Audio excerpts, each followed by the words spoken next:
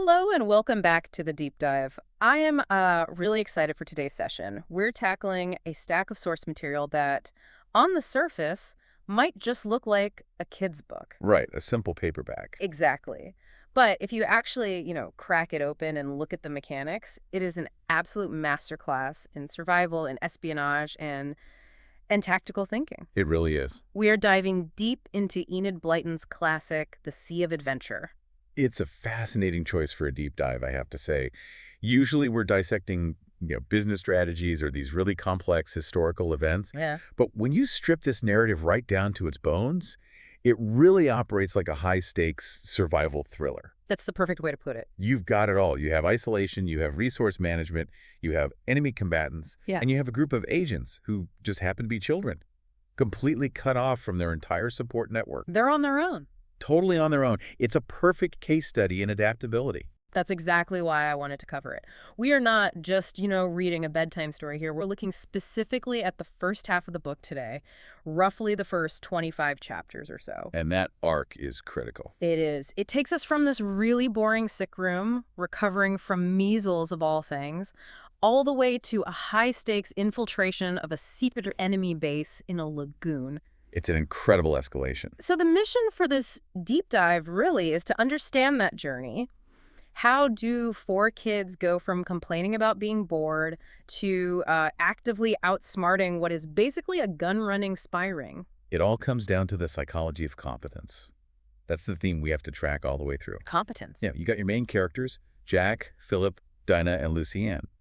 And look, they're not superheroes. They're vulnerable. They get scared. Of course. But they each have a specific set of skills, naturalism, keen observation, adaptability, that lets them survive in a situation where, frankly, most adults would probably fail. And we're going to trace how those skills are sort of forged in these early chapters and then, well, battle-tested when everything inevitably goes wrong. Horribly wrong.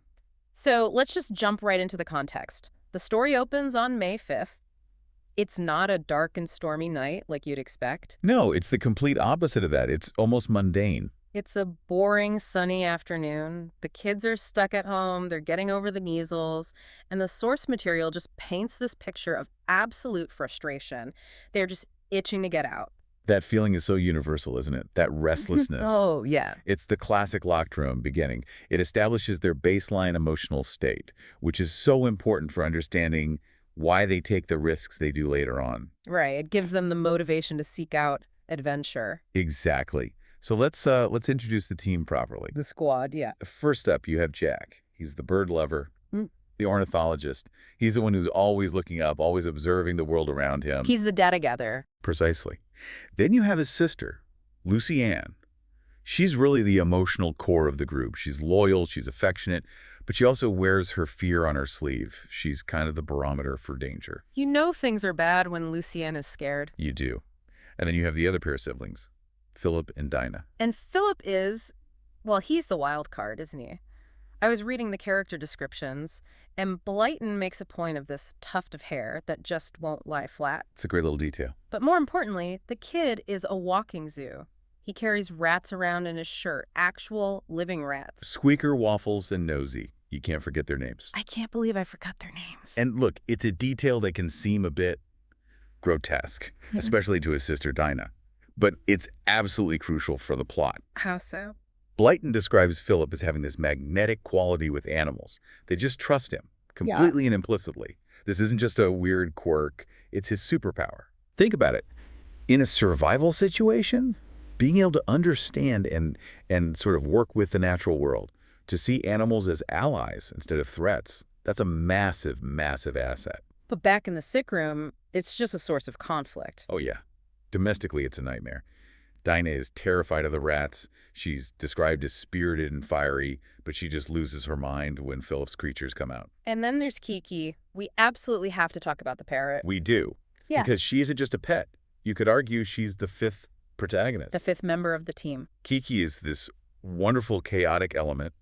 She's a Jack Gray parrot, I believe, and her vocabulary is just this bizarre mix of commands she's overheard. Wipe your feet. Shut the door. God save the king.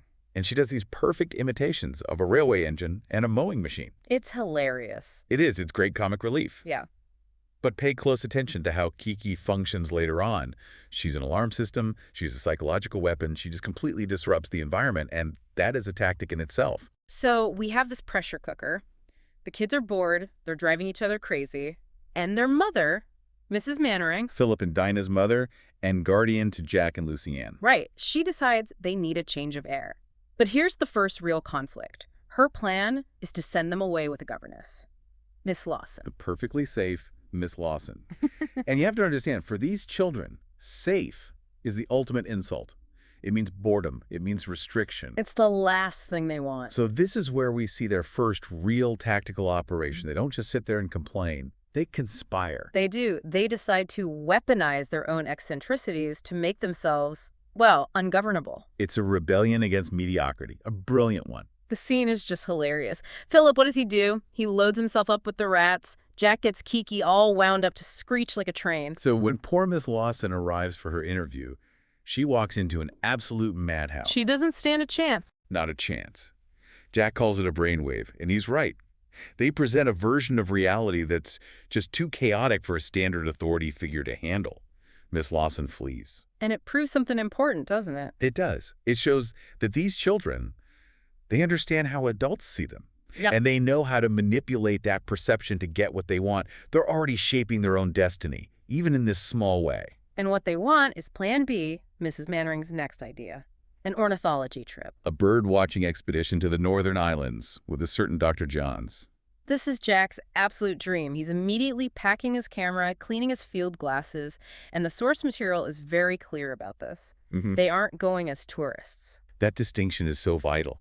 A tourist just looks at the scenery. A naturalist reads the landscape. Right. They're going to study puffins, gannets, guilans. This establishes that they have the patience to sit still, to watch, and to interpret visual data. That's the exact same skill set you need for surveillance or reconnaissance. They're training their eyes to see things others miss. Exactly. But then, the rug gets pulled out from under them again. The classic narrative beat. Dr. Johns gets into a car accident. He's okay, but the trip is off. And the emotional swing here is brutal. Yeah. Blyton describes them going from this state of pure euphoria to absolute despair. It gets pretty raw. Dinah is so upset she actually slaps Philip. It just highlights their powerlessness at this point. They're minors. Their whole world is approved or denied by adults. Yeah. But this vulnerability, this disappointment, it perfectly sets the stage for the entrance of their real mentor. This is where the story shifts gears from a domestic drama into a full-blown thriller. Enter Bill Smuggs. Enter Bill. So we need a little context on Bill.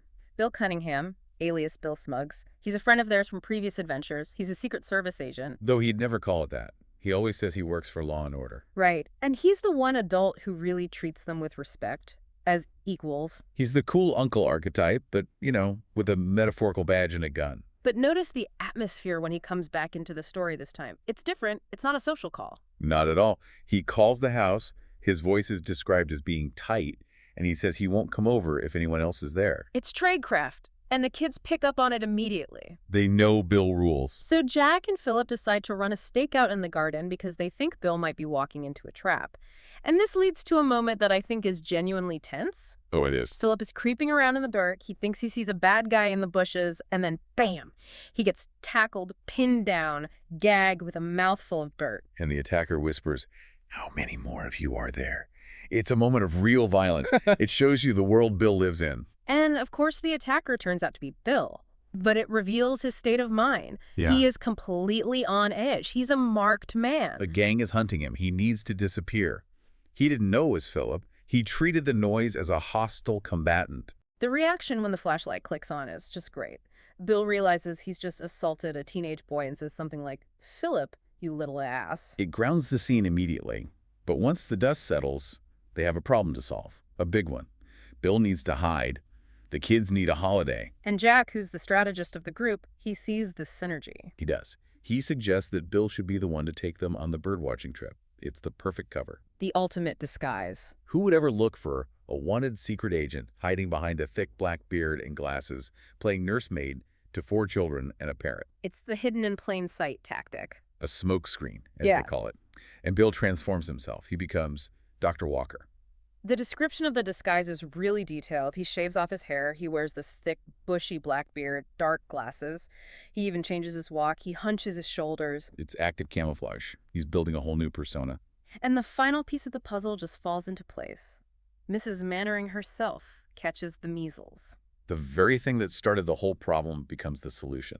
She's too sick to argue. The house needs to be quiet for her recovery, so she agrees to let this mysterious Dr. Walker take the kids off her hands. And just like that, the measles, originally the obstacle, becomes the enabler. It's perfect plotting. So they start packing, and I love the list of items Blyton gives us. It's so practical. Shorts, jerseys, rubber shoes. It's very grounded. And Jack packs a rope. Lucienne asks him why, and he just says, for cliff climbing. And that's classic foreshadowing. That's Chekhov's rope.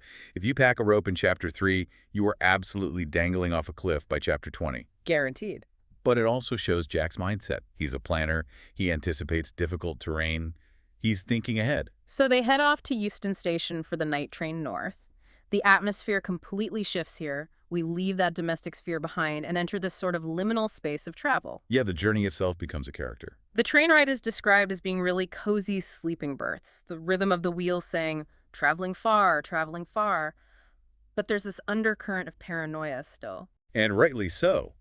When they meet Bill at the station, they almost don't recognize him in his disguise. Philip actually scares Lucienne by suggesting it could be an enemy tricking them. Which shows they're learning.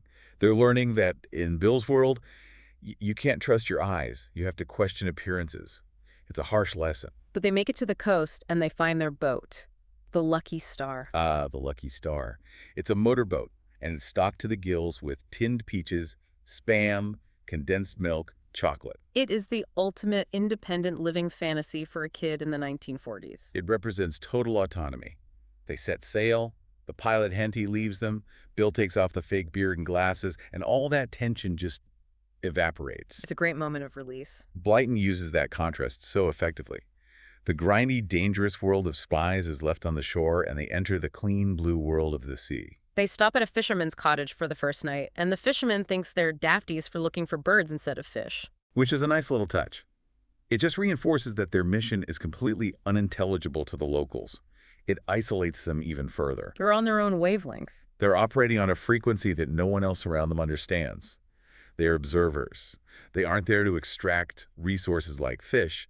They are there to witness the natural world. And they observe plenty. They're cruising through these northern islands. We're assuming it's off the coast of Scotland. Seems likely. And the bird life is just exploding. Gannets, guillemots, shags.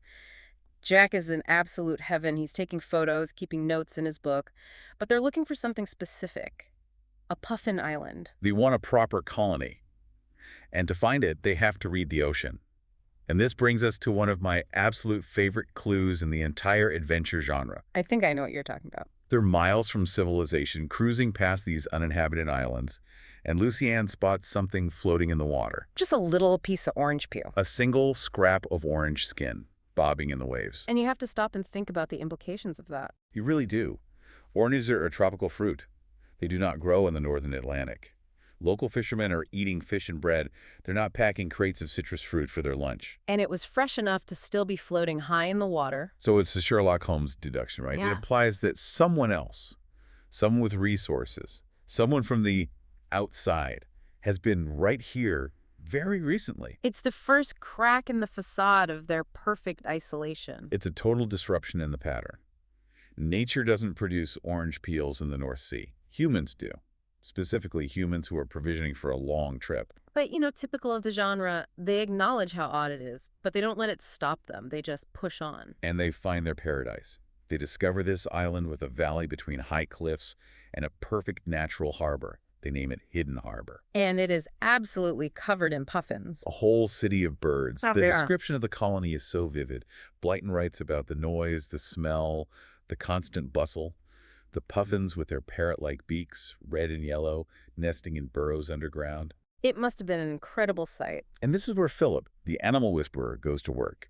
He just sits down quietly, and within a few hours, he's completely befriended two of the puffins. He names them Huffin and Puffin. And they essentially become his pets. They follow him around, they sit on his knees, they even bring him little fish they've caught. It's charming, but it also serves a real narrative function, doesn't it? It does. It integrates the children into the island's ecosystem. Hmm. They're not seen as invaders, they're accepted. They become guests. But it creates a false sense of security. A huge one. They set up their camp in a valley they call Sleepy Hollow. They find a freshwater rock pool. The sun is shining. It is completely idyllic. But Bill's the professional. He can't relax. He can't switch off that part of his brain. He spots an airplane flying low over the islands, and he sees it drop something white. He thinks it might be a parachute. And that just gnaws at him. So he makes a command decision, a fateful one. He decides to take the boat out at night, alone, to investigate the area where the plane was. He leaves the children on the island. He splits the party. In tactical terms, this is where it all goes wrong. Of course it is. And of course, that's the precise moment the environment itself turns hostile. The weather changes completely. The heat builds up. The air gets thick and heavy. And a massive storm breaks directly over the island. The scene of the storm is genuinely terrifying. The source describes gale force winds that literally rip their tents out of the ground and send them flying. They're left completely exposed. In the pitch darkness with rain lashing down, they try to link hands and walk toward the shelter of the cliff. It's just a chaotic evacuation. Yeah. And then Philip vanishes. He just disappears. 1 second he's holding Dinah's hand, the next, nothing, empty space. He stepped on a patch of ground that had been undermined by all the puffin burrows. The soil just gave way beneath him, and he fell into a massive sinkhole, a literal pitfall. But this is where their resilience really kicks in. Instead of panicking, they realize the hole is actually a shelter. It's out of the wind. It's dry, or at least it's drier than the surface. So they all climb down, huddled together with the puffins who are also hiding in there, and they just wait out the storm. It must have been a sensory nightmare. Oh, smelling of wet wool and bird guano. But it saves their lives. The sinkhole becomes their bunker. It's the first step in them going underground, both literally and metaphorically. But the morning after the storm brings the real horror. Yeah. The storm has passed. The sun is out. It's a beautiful day. But when they go to check the harbor, The Lucky Star is gone. smashed to kindling on the rocks. Yeah. And Bill is nowhere to be seen. This is that pivot point you mentioned earlier. The holiday is well and truly over. It is. And it gets worse. They go down to investigate the wreckage, and they find what's left of the cabin. They find the wireless radio. And it hasn't just been broken in the crash? No. It has been smashed with a heavy object. Deliberately, methodically, destroyed. That one detail sends a chill down my spine every single time I read it. Because it means this wasn't just a storm. It means someone came in the night, they intercepted Bill, they likely took him prisoner, and then they made absolutely sure the children couldn't call for help. They're stranded. It changes the genre instantly. We are now in a full-blown survival thriller. They are trapped on a desolate island with limited food, no transport, and a hostile force somewhere nearby that knows they are there. Or at least knows the boat was there. Right. So what do? Do they fall apart? Do they sit on the beach and wait for rescue? No, they hold a council of war. This is the confidence porn that I just love about these books. They immediately take inventory of their resources. They dive into the wreckage of the boat and salvage every single tin of food they can find. Peaches, ham, condensed milk, everything. They carry it all up the cliff, and they hide it in the sinkhole. They turn the sinkhole into a fortress, a supply depot. They use clumps of heather to camouflage the entrance so it can't be seen from the air or the ground. They're thinking tactically. They're no longer just kids. No, they're survivors. Then comes the big strategic dilemma. Do they light a fire? A signal fire could bring rescue, but it could also bring the enemy who took Bill. It's a huge gamble. A calculated risk. And they decide to take it. They build a fire on the highest cliff. But they don't just light it and hope for the best. They set a watch. And sure enough, the signal works, but it brings the wrong kind of attention. Jack, on lookout, spots a small motorboat approaching the island. A single man on board.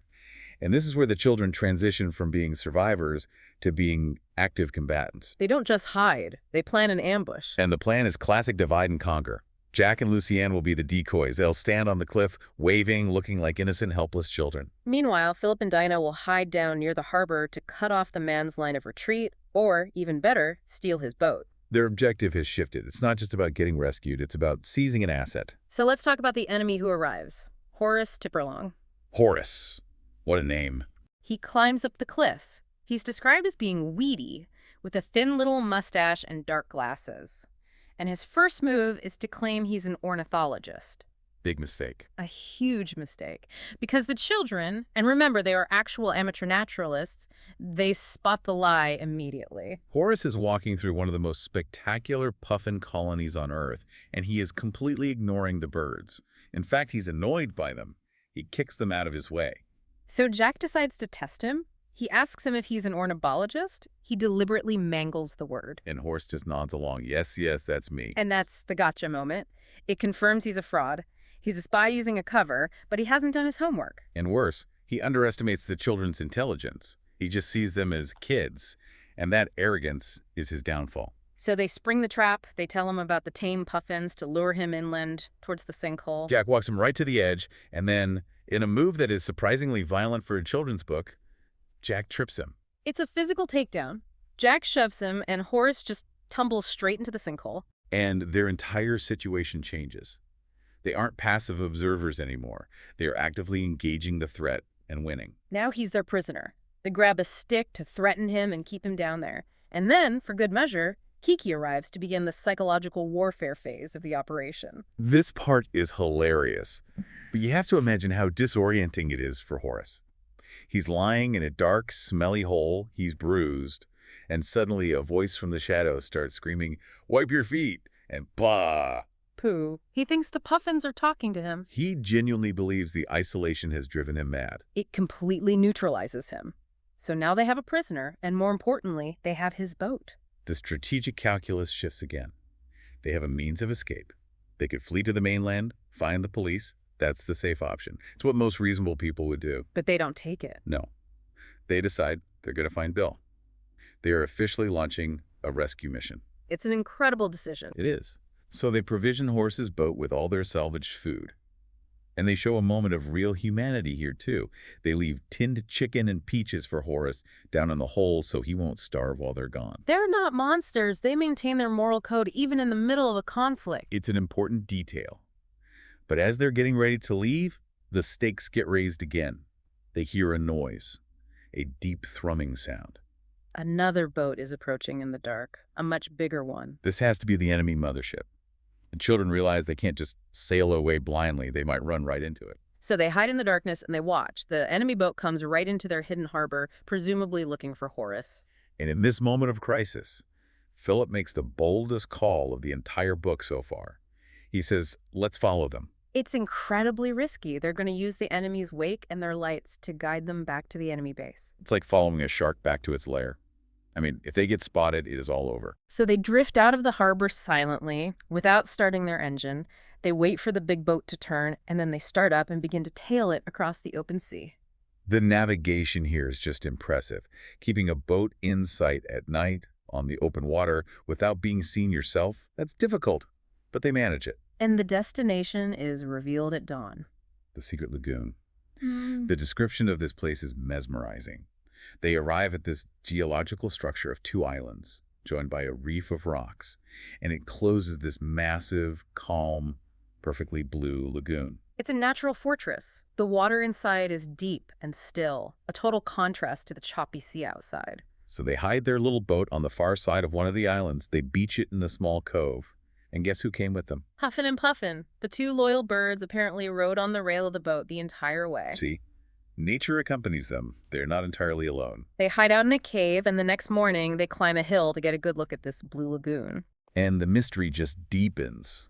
They see an airplane. It's likely the same one Bill saw earlier. It flies low over the lagoon. And it starts dropping parachutes. But these aren't people. They're packages. Yeah. They're wrapped in that same silvery stuff they saw a hint of before.